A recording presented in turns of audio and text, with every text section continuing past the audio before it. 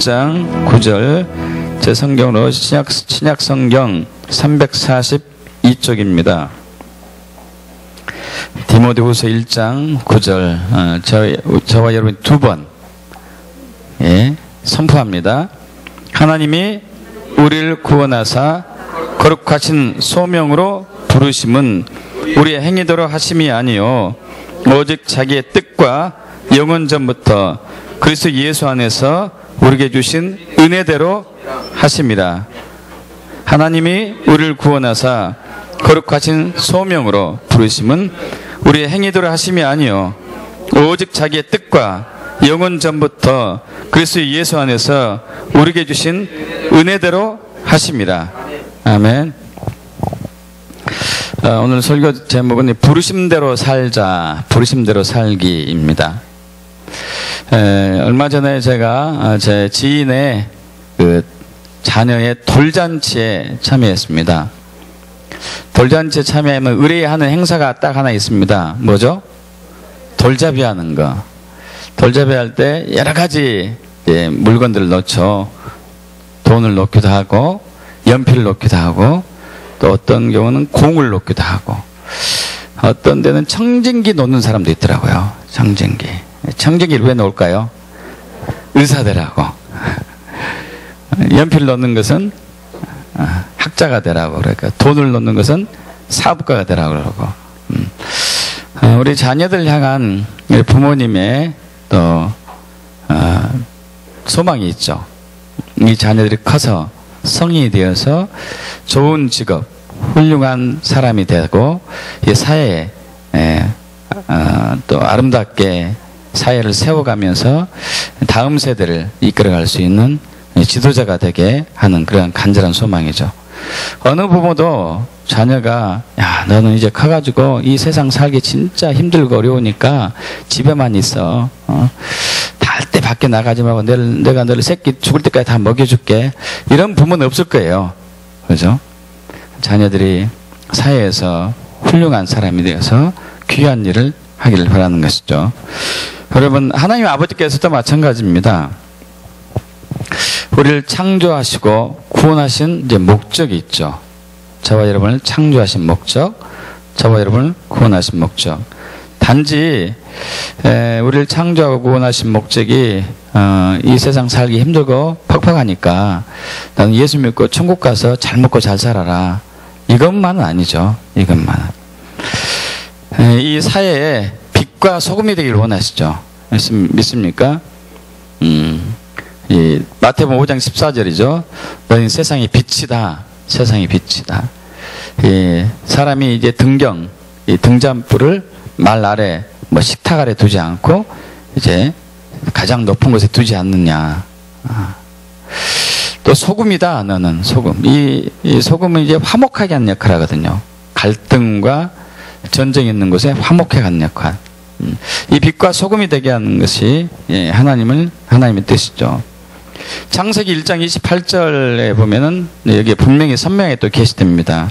하나님이 이제 사람에게 복을 주셔가지고 그들에게 얘기하는데 생육하고 번성하고 땅에 충만하라. 땅을 정복하라. 바다의 물고기, 하늘의 새, 땅의 생물들, 모든 생물들 다스리라. 이렇게 말씀하고 계시죠. 하나님께서 이 세상을 우리에게 주신 목적은 생육하고 번성하고 땅에 충만하고 다스리고 정복하고 다스리는 것이죠. 그런데 이것이 아담과 하와의 불순종으로 이 통치권이 사탄에게 넘어가고 말았습니다. 이 악의 화신인 악 그 자체인 사탄은 이 세상을 어둠으로 물들였고 죄와 허물과 악으로 항상 통치하고 그래서 사람들을 죽이고 도둑질 생명을 빼앗고 멸망시키고 또 서로 싸우게 하고 저주하게 하고 그리고 질병을 주고 가난을 주고 나쁜 짓을 다 하는 것이죠. 그러나 하나님께서는 우리를 죽기까지 사랑하신 하나님께서는 십자가 예수를 통해 가지고 인류가 지은 모든 죄와 허물을 대속하셔서 사탄의 억압에서 벗어나게 하셨습니다. 믿습니까?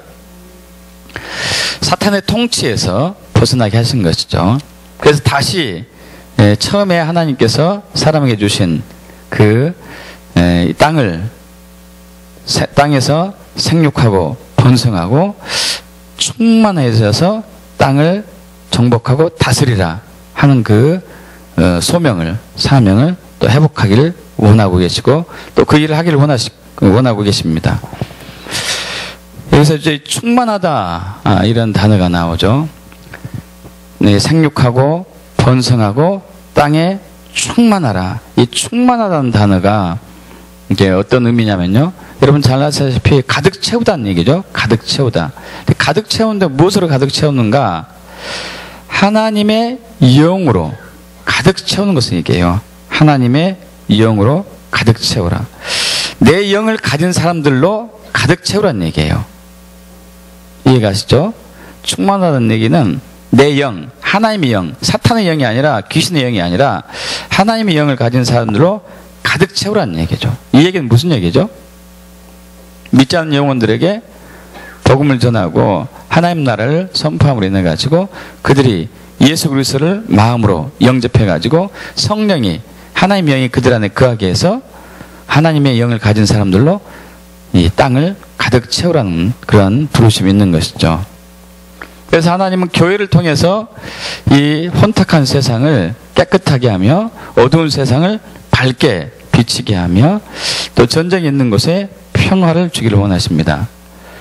그래서 베드로전서 2장 9절에 너희는 택하신 족속이요 왕같은 제사장이요 그의 거룩한 나라요 그의 소유된 백성이니 이는 너희를 어두운 곳에 불러내어 그의 기이한 빛에 들어가게 하게 하신 하나님의 아름다운 덕을 선포하게 하려 합니다.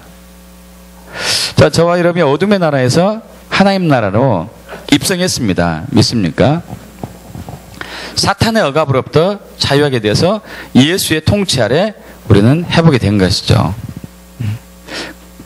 즉 죄인에서 의인의 신분으로 구원받았습니다. 이 구원받은 목적이 있어요. 그 목적은 하나님의 아름다운 덕을 선포하게 하는 것, 천국 복음을 전파하고 또 예수를 증거하고 또 하나님 나라를 선포함으로 인해 가지고 사람들이 더 이상 악한 영에 의해서 억압받거나 또 귀신의 영에 사로잡히지 아니하고 하나님의 영을 가진 사람들로 이 땅을 가득 채우는 것이 저와 여러분을 향한 또 부르심이죠. 여러분 경찰관들은 이 사회의 법과 질서를 또 바로잡고 또 범죄인들 이를 어기는 범죄인들을 잡아서 또 그들을 검찰에 넘기며 이렇게 사회 안녕을 지키는 사람들이죠. 여러분 경찰관들이 경찰관 내에만 있지 않습니다. 주로 어디서 많이 활동하죠? 삶의 범죄 현장에서 사회의 많은 상황 속에서 활동을 하죠. 경찰관 내에 있을 때는 경찰관 내에서는 훈련받고 사격 연습한다든가 뭐 이제 범죄인을 잡는 훈련한다든지 혹은 전략을 짠다든지 또 위로부터 오는 지침들을 이렇게 이제 받는다든지 이런 여러 가지 목적을 위해서 경찰관 내에서 있지만은 그 훈련받고 교육받고 그리고 지침받고 전략을 짜고 난 이후에는 이제 사회 상황으로 나와서 이제 법을 어긴 사람들, 이제 죄를 범한 사람들을 잡아서 그들을 이제 검찰로 송치하는 역할을 하는 것이 이제 경찰관들이 하는 일이죠. 여러분 교회에도 마찬가지죠. 교회도 교회는 교인들이 그리스도인들이 사회에서 삶터에서 일터에서 삶의 현장에서 자기의 부르신 그 소명대로 살 수 있도록 그분들을 양육하고 훈련하고 교육시키는 역할을 하는 것이죠. 다시 얘기해서 그 귀한 훈련들을 통해 가지고 세상을 정복하고 다스릴 수 있도록 능력을 부어주는 것이 교회라고 할 수 있겠습니다. 그래서 그리스도인들은 삶의 현장, 삶터와 일터에서 모두 다 사역자로 또 세움을 받고 또 섬겨야 되는 것이죠. 우리 마태복음 28장 18절 이하에 이렇게 나오죠. 예수께서 나와 일러 가라사대 하늘과 땅의 모든 권세를 내게 주셨으니 그러므로 너희는 가서 모든 민족으로 제자를 삼고 아버지 아들과 성령 이름으로 세례를 주고 내가 너에게 분부한 모든 것을 가르쳐 지키게 하라. 볼지어다 세상 끝날까지 너희와 항상 함께 있으리라. 가서 모든 족속, 모든 민족을 제자로 삼고 아버지 아들과 성령의 이름으로 세례를 주고. 그럼 제자로 삼아야 돼요. 여러분 주변에 제자가 있으신가요?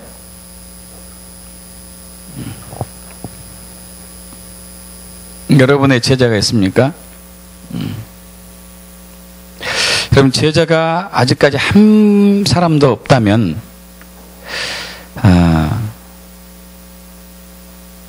뭔가 특단의 조치가 있어야 될까요? 자, 예수님께서 12제자를 주셨습니다. 베드로, 야고보, 요한, 안드레, 바돌로메, 빌립 12제자를 주었죠. 그 제자들은 예수를 닮은 제자들이었어요. 그 12제자들이 또 다른 제자를 둡니다. 마찬가지로 예수를 닮은 제자들이죠. 그 제자들이 또 제자들 두고 또 제자를 두고. 여러분 이것이 이제 하나님께서 저와 여러분에게 주신 소명이고 부르심이죠. 우리의 그 신앙의 가치관이 굉장히 이제 세속적이고 또 타락한 가치관들이 많은 것 같아요. 우리는 이렇게 신앙생활을 하려고 합니다. 내가 교회에 나와서 봉사하고 헌신하고 충성하고 노력한 만큼의 하나님이 나에게 은혜를 부어줘 가지고 내가 세상에서 잘 먹고 잘 살게 하는 것이 하나님의 뜻이라는 거죠. 여러분 이것은 세속적인 종교가 아니고 타락한 신앙이죠. 여러분 하나님은 저 여러분이 이 땅에 어둠을 밝히는 빛이 되기를 원합니다. 소금의 역할을 하기를 원해요. 소금은 화목하게 하는 역할을 하죠. 여러분 요리할 때 소금이 빠지지 않죠. 여러 가지 양념들이 들어가고 소금을 집어넣습니다. 여러분 여러 가지 양념들이 각자 따로 놀지 않고 적절한 조화를 이루게 하는 게 소금이 하는 역할이라고 그래요. 요리사들이 하는 얘기가. 마찬가지죠. 이 세상은 각종 각양의 사람들이 살고 있고 각종 인종들이 살고 있습니다. 곳곳에 그러다 보니까 분쟁이 있는 것이죠. 그 분쟁과 분열이 있는 곳에 누군가 소금의 역할을 해줘서 그 분쟁과 분열을 그치게 하고 화평으로 가는 게 하는 것이 그리스도인들이 하는 일이죠. 그리스도인들이 하는 일. 그래서 교회는 하나님의 사람들이 그리스도인들이 삶터와 일터의 현장에 나가가지고 주님의 영광을 나타낼 수 있도록 양육하고 훈련하는 곳입니다. 그래서 저희 교회에서 지금 아까도 우리 7분 메시지를 우리 성도가 전하게 했습니다. 역시 훈련인 것이죠. 또 성경 암송을 합니다. 역시 또 훈련이죠. 하나님 말씀으로 가서 우리가 승리하고 대적해야 되니까 마귀들을. 또 주일날 오후에는 오직지김 훈련을 하죠. 예언과 축사와 그리고 치유 사역을 하고 있습니다. 여러분 이런 것들이 교회 내에 우리끼리 하기 위한 것이 아니라 교회 밖에서 삶의 현장에서 일터에서 내가 거한 곳에서 주님의 능력을 주의 영광을 드러내기 위한 목적이죠. 우리 믿습니까?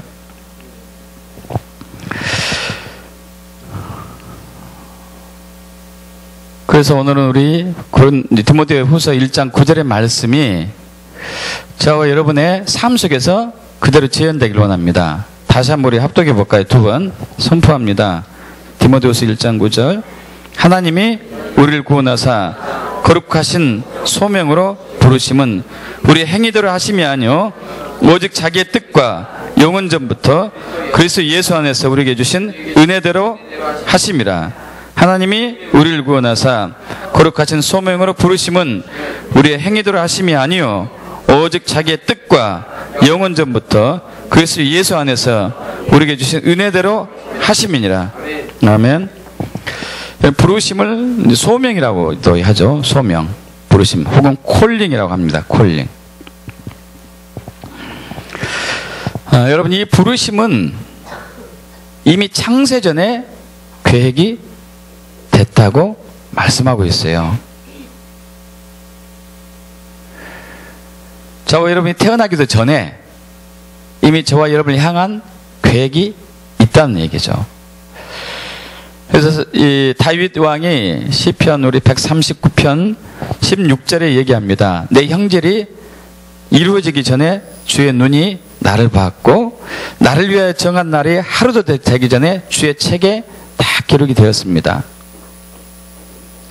다윗의 엄마 아빠가 잠자리를 하기도 전에 이미 하나님은 다윗을 가지고 있었었고 그 다윗을 향한 하나님의 부르심과 비전이 있었다는 얘기죠. 여러분도 그러한 하나님의 계획과 비전 속에 부르심 속에 있음을 믿습니까? 진짜로 믿습니까? 진짜로 믿기를 축복합니다. 이 부르심은 크게 오증직임으로 이제 나눌 수가 있습니다. 오증직임. 여기 접어두시고 에베소서 4장 11절로 가겠습니다. 에베소서 4장 11절.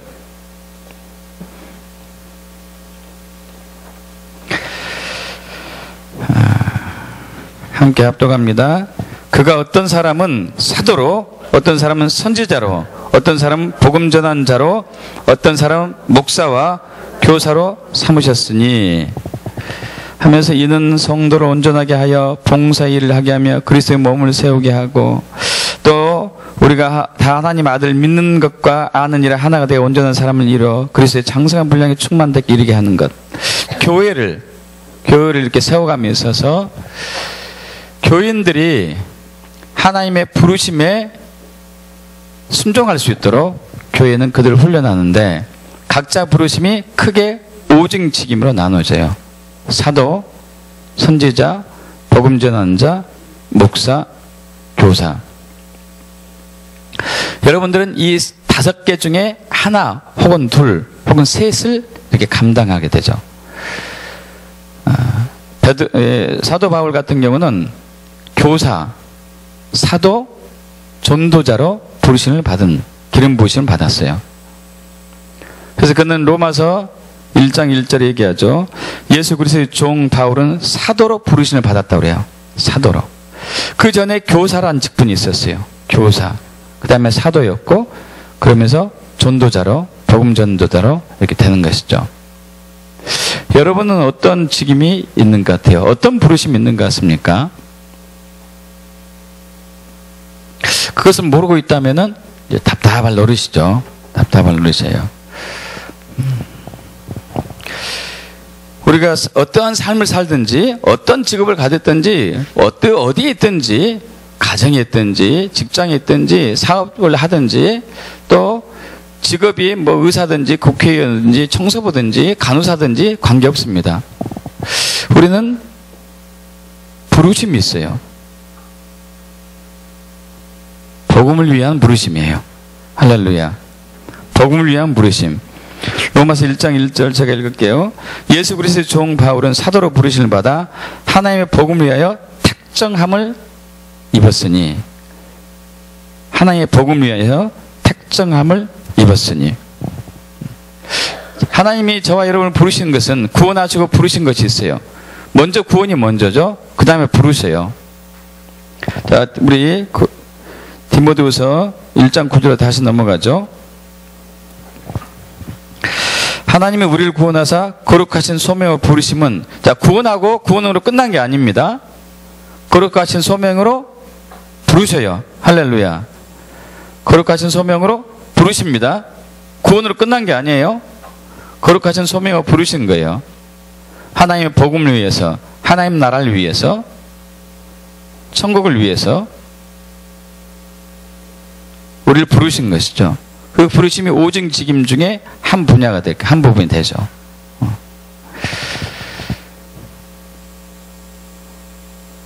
여러분, 더 이상 먹고 마시는 것 위해서 모든 걸 걸지 마십시오.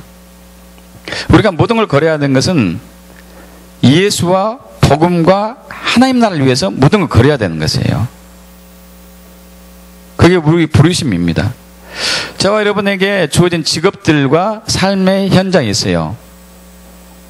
다양한 직업들, 다양한 속해 있는 곳들이 그 직업을 주신 목적, 내가 거하고 있는 곳에 주어진 목적이 예수와 복음과 하나님 나라를 전하기 위해서예요. 믿습니까, 여러분? 근데 우리는 그렇게 잘 안 살아요. 아까 말씀드린 대로 내가 열심히 교회에서 와서 봉사원, 헌신하고 충성한 대가로 사회에서 잘 되고 잘 먹고 잘 살기를 원한다고요. 여러분, 이것은 불교나 다른 종교에서 할 일이에요. 기독교는 관계없습니다. 기독교는 아니죠.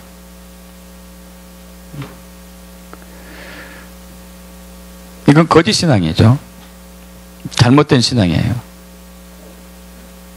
저와 여러분, 부르심대로 살아야 돼요. 부르심대로. 부르심대로 살아야 됩니다. 우리 고린도 전서 우리 7장 20절 보겠습니다.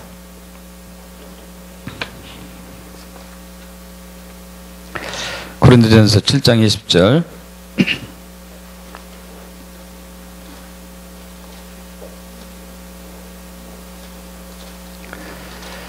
저와 여러분 합독합니다. 제 성경 270쪽. 각 사람은 부르심을 받은 그 부르심대로, 부르심 그대로 지내라. 두 번 더요.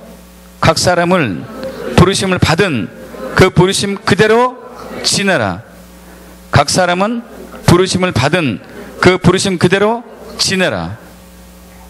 그럼 부르심대로 사셔야 돼요. 부르심대로.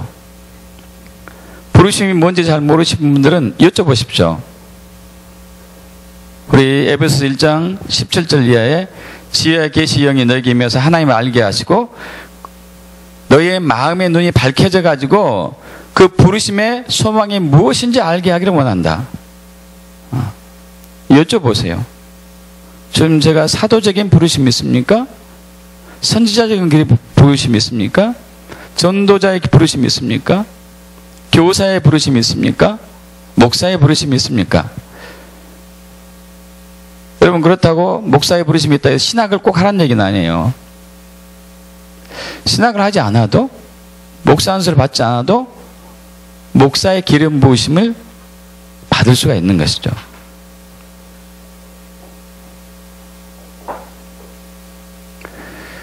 얼마든지 영적인 목사 역할을 할 수 있어요. 목회자는, 목사라는 직업은, 목사라는 직분은 케어하고 양 치는 거잖아요. 양, 목자. 양이 병들었을 때 양을 치유하고, 양이 넘어졌을 때 이렇게 세워주고, 양이 외로워할 때 가서 따뜻하게 안아주고 하는 역할이 목자거든요. 교사는 진리를 바르게 인도하는 게 교사고요. 전도자는 믿지 않는 영혼들의 복음을 전하는 것이죠. 여러분, 전도자의 직분은 예수 믿는 사람은 다 주어졌어요. 믿습니까? 예수 믿는 모든 사람은 다 전도자의 직분이 있어요. 동시에 사도의 직분이 있는 분도 있고, 또 선지자의 직분이 있는 분도 있고, 목사와 교사의 직분이 같이 있는 분도 있는 것이죠.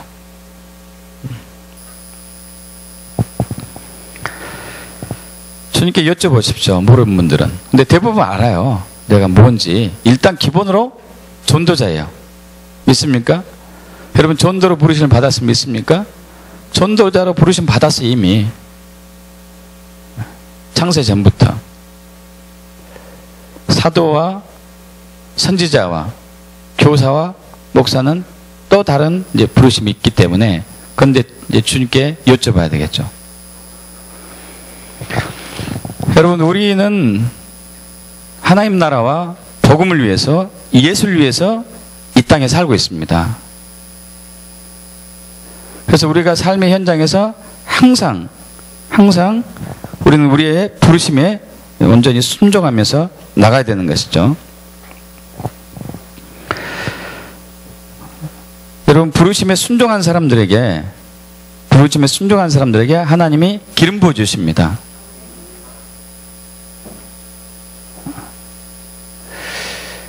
로마서 11장 29절, 하나님의 부르심과 은사와 부르심에는 후회함이 없다고 그래요. 은사와 부르심은 후회함이 없습니다. 이게 무슨 얘기죠? 반드시 이룬다는 얘기예요. 반드시 내가 이 뜻을 이룬다. 저와 여러분을 향하신 부르심은 하나님이 반드시 이루십니다. 반드시 이루셔요. 어떠한 상황과 역경 속에서도. 대표적으로 이스라엘 백성들이 그러죠. 여러분,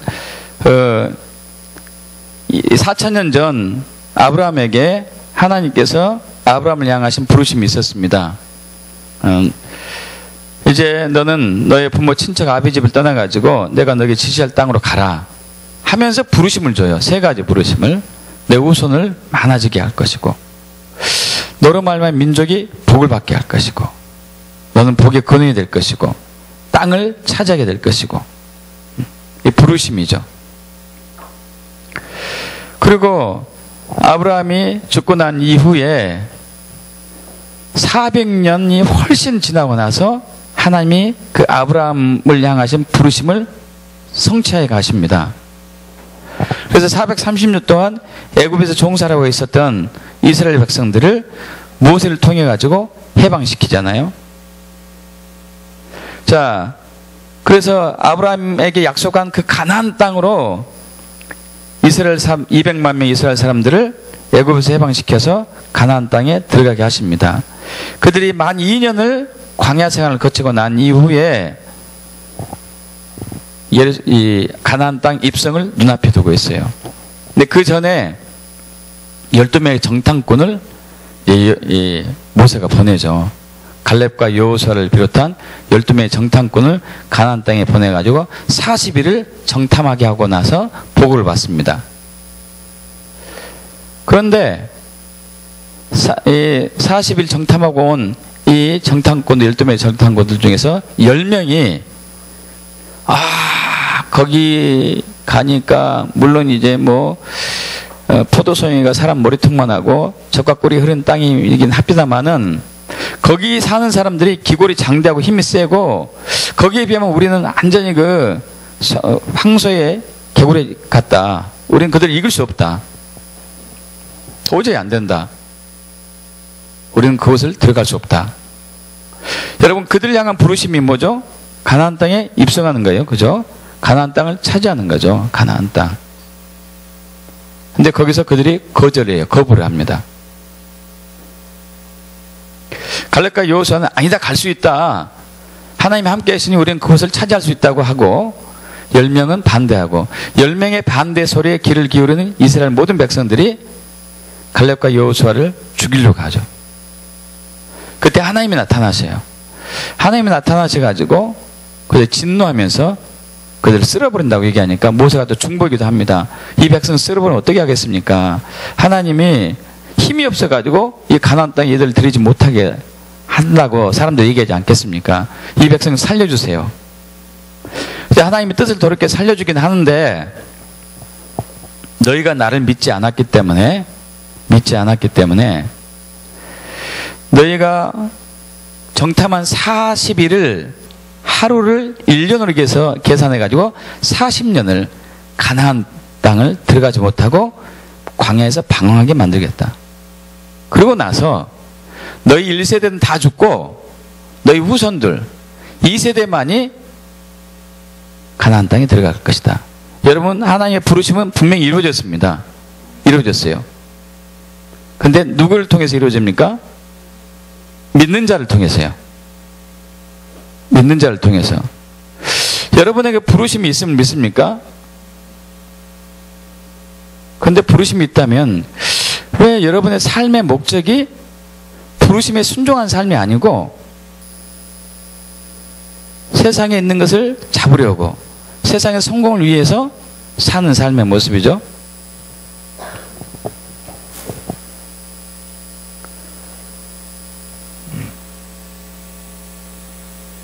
여러분이 학교에 있든지 가정에 있든지 직장생활하든지 사업하든지 어느 곳에 있든지 여러분 부르심에 그 삶을 살아야 돼요. 어떤 상황에서도. 여러분 꿈쟁이 요셉, 구약의 꿈쟁이 요셉을 보자고요. 여러분 구약의 꿈쟁이 요셉을 향한 하나님의 부르심이 있었습니다. 믿으시죠? 자, 그런데 형들에 의해서 죽일 뻔 당해요. 그 부르심이 없어질 위기에서 그러나 하나님은 이제 그를 건지시죠. 그렇지만 그는 애굽의 장군의 노예로 끌려갑니다. 노예로 팔려가죠. 여러분 노예로 팔려갔음에도 불구하고 그 요셉을 통한 하나님의 부르심은 변하지 않습니다. 믿습니까? 그래서 애굽에서 종살이 하고 있는 노예생활을 하고 있는 동안에도 하나님이 함께 하세요. 그 보디발 장군이 요셉이 하는 일에 있어서 범상치 않은 것을 보고 하나님이 함께 하시는 걸 보고 그를 집사 총무로 세우죠. 집안의 모든 일을 관장하는. 여러분 하나님의 부르심이 요셉에게 있기 때문에 이런 것이죠. 그러나 보디발 장군의 아내의 음란함과 그 누명을 써가지고 그 요셉이 감옥에 갇히게 되잖아요. 감옥에 들어갔음에도 불구하고 하나님의 부르심은 없어지지 않았습니다.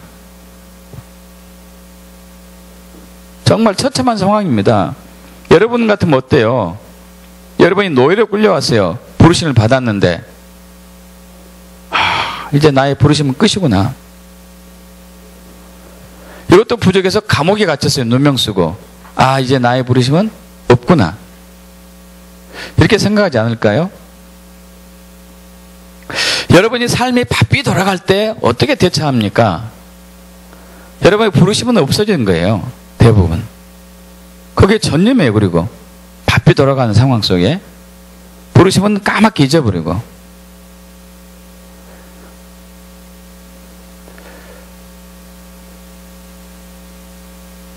여러분 그러면은 여러분을 향하신 부르심이 거두어지고 그것을 대신할 사람 하나님이 찾으세요. 반드시 하나님은 그 부르심을 이루시기 때문에.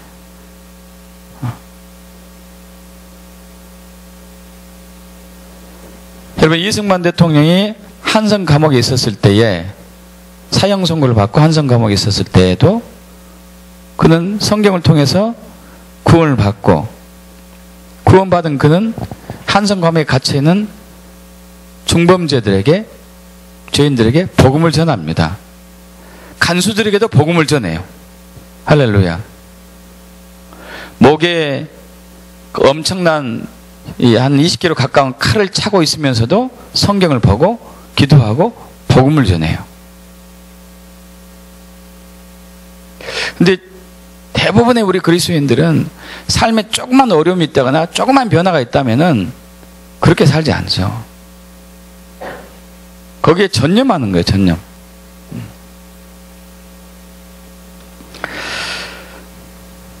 여러분 부르심에 순종하기 축복합니다. 그런 사람에 기름 부어준다니까요. 리차드 마샬 선교사님이 필리핀에서 선교활동하면서 있었던 일이에요. 이분이 교회를 세워가면서 이제 교회를 세우고 교인들이 이렇게 모여들고 교인들에게 이런 훈련을 시키면서 주변 사람들 믿지 않는 영혼들을 위해서 기도하게 합니다. 한 자매님이 자기가 아는 그 필리핀 사학가를 위해서 기도를 하게 됐어요. 간절히 기도한 끝에 이 필리핀 사학가가 예수를 믿게 됐습니다. 예수를 믿게 됐어요. 예수를 믿게 돼서 이제 얘기를 나누다 보니까 이 필리핀 사업가가 진짜 큰 사업을 하고 있어요. 근데 굉장히 안 좋은 사업이었어요. 이분이 호텔을, 큰 호텔을 하나 가지고 있고 모텔을 20개 가지고 있어요. 모텔만 20개. 종업원이 2,000명. 그런데 그 종업원 중에서 대부분이 매춘업을 해요. 하나님이 이걸 원하지 않잖아요. 그래서 이 자매님이 그 필리핀 사업가에게 얘기합니다. 하나님이 이걸 기뻐하지 않습니다. 주님이 주신 지혜로 이것을 정리하시기 바랍니다. 주께 여쭤보고 기도하면서 새로운 삶을 살길 바랍니다. 나도 당신을 위해서 기도하겠습니다. 이 얘기를 듣고 이 필리핀 사업가가 기도하기 시작합니다. 주님, 이 20개 되는 모텔과 호텔을 어떻게 합니까? 직원들 2,000명 어떻게 합니까? 이분들이 매춘업을 하긴 하지만 사실 생계를 위해서 가정을 양육하기 위해서 매춘하고 있는데 도대체 그럼 그 사람들 어떻게 됩니까? 기도하죠.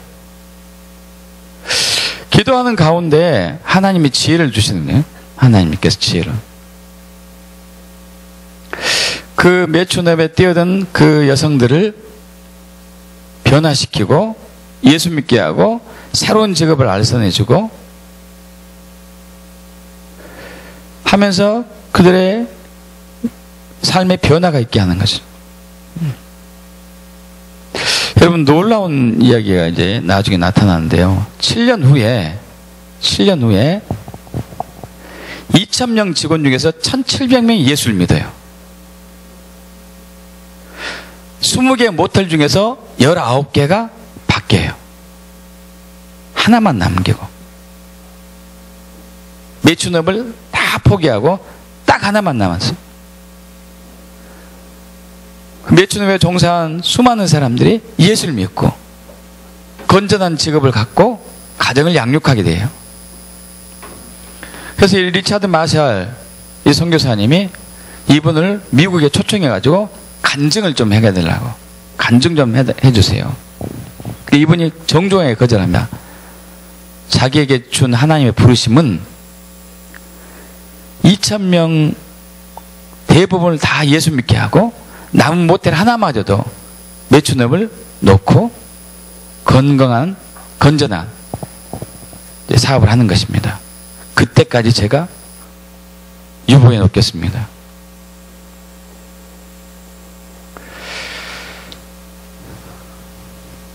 여러분, 저와 여러분을 향하신 부르심은 정말 어마어마한 부르심이에요.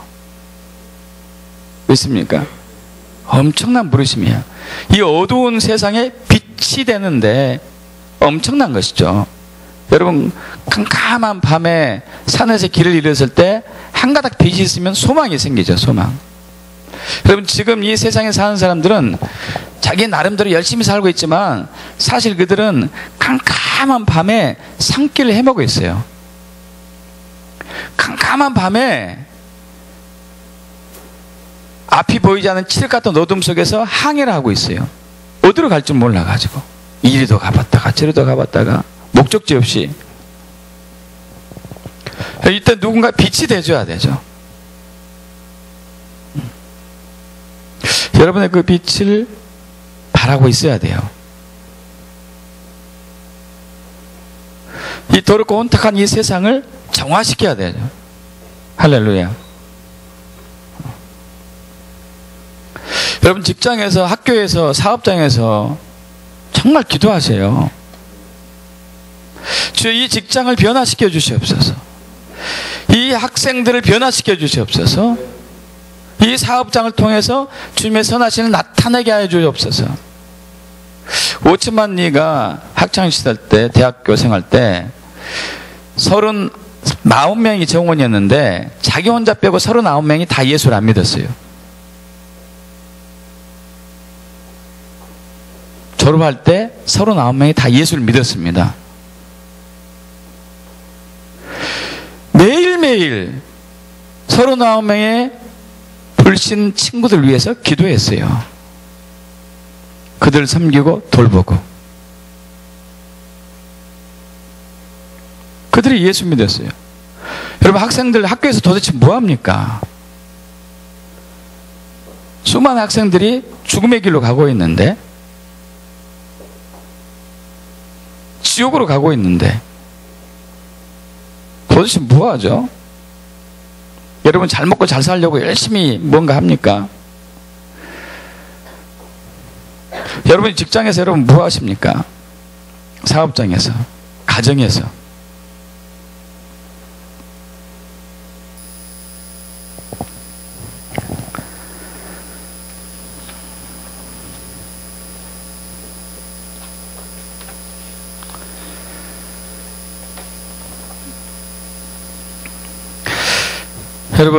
여러분이 부르심대로 그 삶에 충성 헌신할 때 하나님이 반드시 기름 붓습니다. 반드시 기름 부어요. 저도 개인적으로 이제 의학 계통에 종사를 하다가 하나님의 부르심을 받고 목회를 하게 되었죠. 교회를 개척하고 얼마 안 돼가지고 이제 개척하고 나서 제일 먼저 하는 일은 전도죠. 교인들이 없으니까. 노방전도도 하고 여기저기 다니고 병원도 다니고 병원 다니면서 아픈 사람 위해서 기도해주고. 그럼 그때는 모든 직임이 구체적으로 뭔지도 몰랐고요. 은사, 성령사역, 치유, 예언, 축사 잘 몰랐어요. 목회한 지 얼마 안 돼서. 근데 한 번은 교회에서 가까운 병원에 가서 환자를 위해서 치유기도 하는데 놀라운 일이 일어났어요.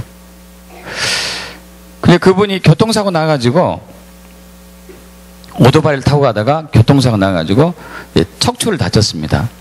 척추를 다쳤는데 이 척추 질병이 안 낫는 거예요. 계속 뼈가 자라는 병이 있어요. 뼈가 이렇게 자라고 자르면 자라고 자르면 자라고. 그래서 석 달 이상 있었습니다. 다른 데 다친 곳은 하나도 없어가지고. 그래서 제가 이제 손 얹고 기도해 줬죠, 뭐. 이제 그러고 2주 있다가 전화가 왔어요. 전화 왔는데, 그때 제가 전도사였죠. 목사 안수 받기 전에. 전도사님 저 기억하십니까? 했더니, 그래서 누구신데요? 했더니, 병원에서 교통사고 나가지고 누워있었던 환자다고. 젊은 청년이었는데요. 예, 그래요. 예, 기억납니다. 했더니, 감사합니다. 제가 헌금하겠습니다. 치유받았거든요. 그래서 깜짝 놀랐죠. 어떻게 치유가 되지?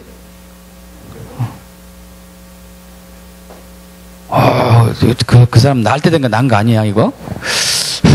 내가 기도했다고 어떻게 낫나? 그래서, 그건 이제 또 겸손한 표현으로 그러잖아요. 하나님 하신 거라고 내가 한 일 아니고. 솔직히 또 그러니까. 헌금 괜찮습니다. 그랬더니, 굳이 하겠대요. 계좌번호 일러줬어요. 그리고 잊어버렸죠. 한 5만원 하려나 10만원 하려나 하다가 잊어버렸는데, 얼마 후에 제가 우리 교회에 그 신디사이저 이것을 이제 놓으려고 하면서 내 계좌에 얼마나 있나 봤습니다. 이제 그 교회 통장에 얼마나 있나. 그런데 느닷없이 100 몇십만이 모르는 사람이 붙여온 거예요. 그 친구가 붙여온 거죠. 이거 진짜 낫나 보다. 진짜 낫나 보다. 여러분, 부르심에 순종하는 삶을 살면은 성령이 함께 하세요. 성령이 역사하신다니까요. 여러분이 안 하려고 하니까 성령이 일하지 않는 거예요. 학교에서, 직장에서, 사업장에서 믿지 않는 영혼들에게 복음을 전하십시오. 가정에서든지. 예수를 전해야죠. 여러분 뭐하고 계세요?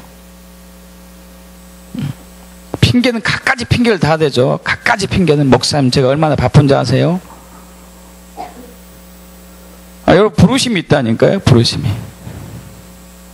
여러분 사람이 얼마나 강팍한지 아세요? 여러분 복음, 이 세상 사람들 강팍합니다. 왜냐하면 사탄을 사로잡고 있기 때문에 사탄은 절대 우리가 그들이 예수 믿게 하는 것을 원하지 않아요. 복음 전하는 순간에 그들은 강팍하게 돌변해요. 강팍하게 돌변합니다. 그러나 복음은 승리합니다. 근데 전화해보지도 않고 전화 몇 번 하지도 않고 포기하고 안 된다고 그러고 부르시면 손 놓고.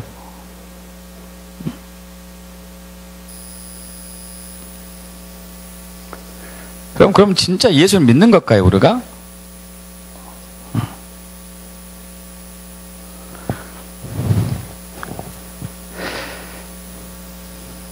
여러분, 아더바크란 분인데, 아더바크. 이분은 다림줄 사역 단체의 대표입니다. 이분은 이제 작년 때 사업을 잠깐 하다가 배관 사업을 잠깐 하다가 접었어요. 접고 다른 일을 이렇게 이제 했는데 하나님의 감동을 주셨어요. 다시 배관공으로 일을 하라는 감동을 주십니다. 그래서 이분이 회사에 입사했어요. 배관을 하는 회사에 입사합니다. 자기가 입사한 회사는 매출이 크지 않은 회사입니다. 1년에 25만 달러. 25만 달러면 뭐 2억 5천만 원이니까 사업장 치고 중소기업 치고 아주 조그만 중소기업이에요. 이분도 급여도 일주일에 주급 뭐 얼마든가 시간당 18달러구나. 18달러. 시간당 2만 원이 안 되죠. 2만 원이. 배관공은 좀 많이 받나 봐요. 그래도 어쨌든 배관공으로 일을 하면서 그 회사 사장은 그리스도인을 싫어해요. 근데 하나님이 그 회사에 입사하라고 그랬어요. 그래서 그 회사에 입사합니다. 그래서 이분이 거기서 기도 모임도 갖고 이렇게 뭐 신호회도 갖고 함께 하는데 사장이 하지 말라고 그래요. 하지 말라고. 우리 회사 방침이 아니다고. 그러자 그것도 하지 못하고 그냥 회사를 위해서 기도하고 직원들 위해 한 사람 한 사람 위해서 기도합니다. 기도해요. 여러분, 놀라운 일은요, 1년 후에 이 회사가 3배로 성장해요. 2만 5천 달러가 7만 5천 달러로, 25만 달러가 75만 달러로 엄청난 성장을 하는 거죠. 자기 급여도 많이 올랐죠. 배 가까이 오릅니다. 더 놀라운 것은 이 회사가 믿지 않는 사장이기 때문에 불법을 많이 행해요. 불법을. 요즘 불법 많이 행하지 않습니까? 근데 이 불법하는 일들이 현저하게 줄어들어요. 현저하게. 직원들 위해서 기도하는데 한 번은 새 여직원이 들어왔습니다. 새 여직원이 들어왔는데 그 여직원을 위해서 기도하는데 마음이 굉장히 어두워요. 저 여직원이 뭔가 악한 억압이 있구나. 이것을 이제 느끼게 됩니다. 그래서 그 여직원을 위해서 계속 중보 기도를 해요. 중보 기도를 하는데 그 여직원이 들어오고 난 이후부터 이 회사가 이상한 일이 일어나기 시작해요. 어떤 일이 일어나냐면은 이 배관 일을 하는 사람들은 이제 이 부품들이 많잖아요. 부품들, 뭐 망치부터 시작해가지고 드라이버 뭐 이런 여러 가지 부품들이 있습니다. 이 부품들이 막 분실되는 거예요. 없어지고 사라지고.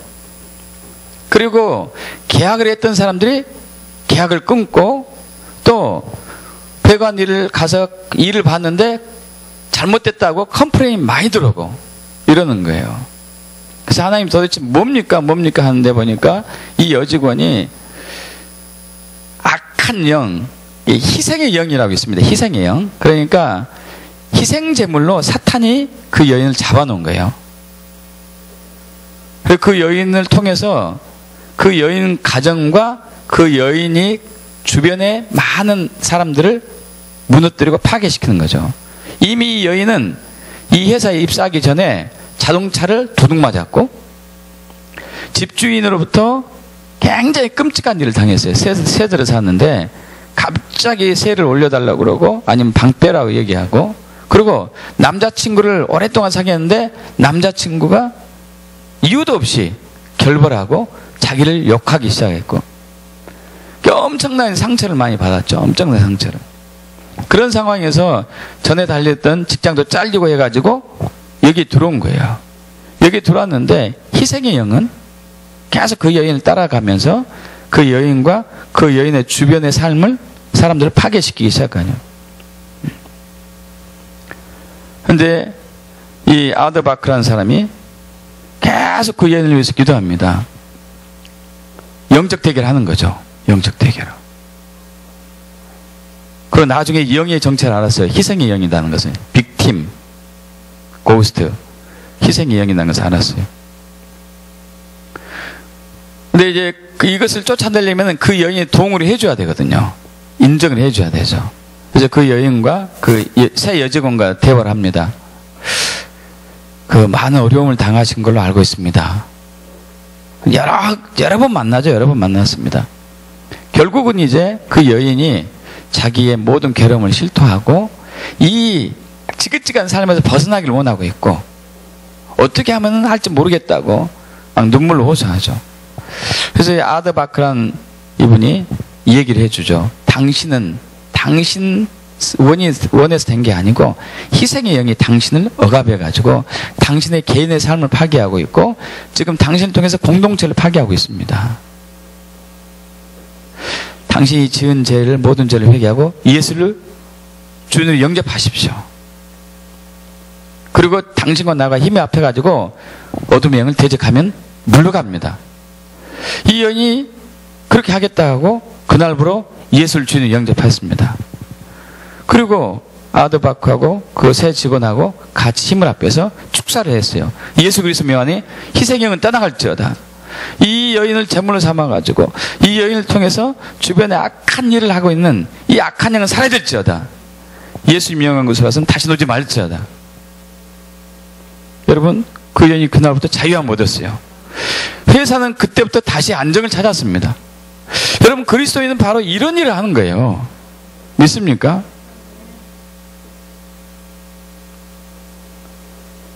이런 일을 하는 사람이 그리스도인이에요. 이게 빛이 아닙니까? 이것이 소금 아니에요?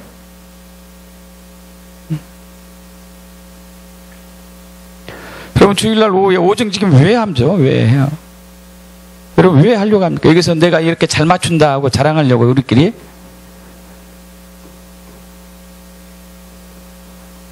그거 아무 소용이 없잖아요. 소득이 없고.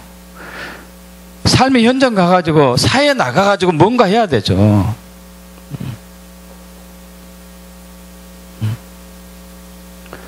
여러분, 의사가 인턴 과정 속에서 훈련 속에서 학교에 있을 때 아무리 실력 좋으면 뭐랍니까?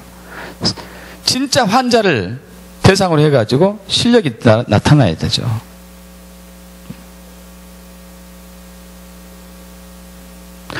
여러분, 부르심대로 살기 축복합니다. 여러분이 부르심대로 살지 않으면 촛대는 옮겨져요.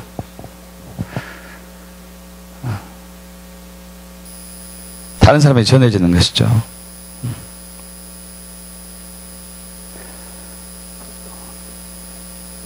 그래서 하나님과 깊은 교제를 항상 나눠야 돼요. 마가복음 3장 13절에서 15절 우리 보겠습니다.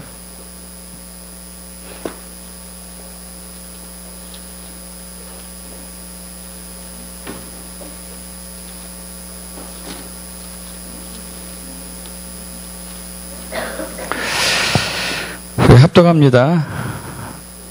또 산에 오르사 자기가 원하는 자를 부르시니 나온지라. 이 12를 세우셨으니 이는 자기와 함께 있게 하시고 또 보내사 전도도 하며 귀신을 내쫓는 권능도 가지게 하려 하심이래라. 아멘. 자, 예수님이 저와 여러분 부르셨습니다. 12제자를 부르신 것처럼 부르신 거예요. 첫째는 자기와 함께 하기 위해서. 여러분, 늘 주님과 함께하기를 축복합니다. 사역 먼저 우리가 해야 될 것은 주님과 함께하는 법을 배우는 법이에요. 주님과 친밀한 교제를 나누고, 주님과 친밀한 교제를 나누면은 우리가 삶의 현장으로, 일터 현장으로 가게 되면은 하나님이 일하는 게 보여요. 하나님이 일하는 것을 보고 내가 믿음으로 순종해서 그 일의 현장에 동참하는 것이죠.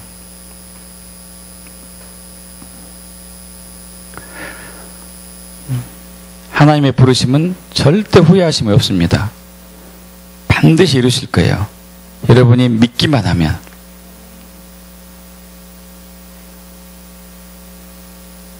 여러분을 통해서 이 사회가 변화될 것을 믿습니까? 여러분을 통해서 여러분의 학교가 변화될 것을 믿습니까? 여러분을 통해서 여러분의 사업장이, 직장이 새롭게 될 것을 믿습니까? 여러분을 통해서 이 나라와 민족이 변화될 것을 믿습니까? 그것이 여러분을 향하신, 저와 여러분을 향하신 부르심이에요.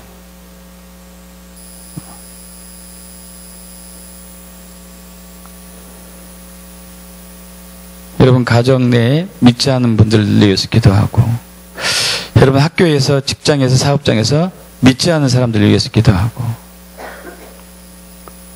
그 학교와 그 사업장이, 직장이 잘 되기 위해서 기도하고, 나라 민족이 잘 되기 위해서 기도하고, 사람들 죽게 돌아가기 위해서 기도하고, 그리고 그 삶에 순종할 때 강력한 기름이 부어질 거예요. 보증의 직임에서 훈련받은 우리 은사, 기름 부음, 직임들이 더욱더 구체적으로 강력하게 활성화될 겁니다.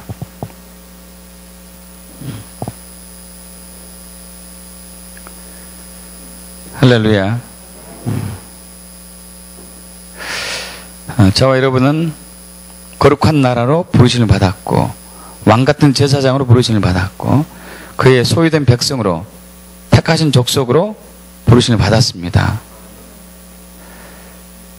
이것은 우리를 어두운 데서 불러내어 그의 기이한 빛에 들어가게 하게 하신 하나님의 아름다운 사랑과 자비하심을 선전하고 선포하게 하기 위해서. 믿습니까, 여러분? 부르심대로 삽시다. 부르심대로 삽시다. 부르심대로 삽시다. 아멘. 기도하겠습니다.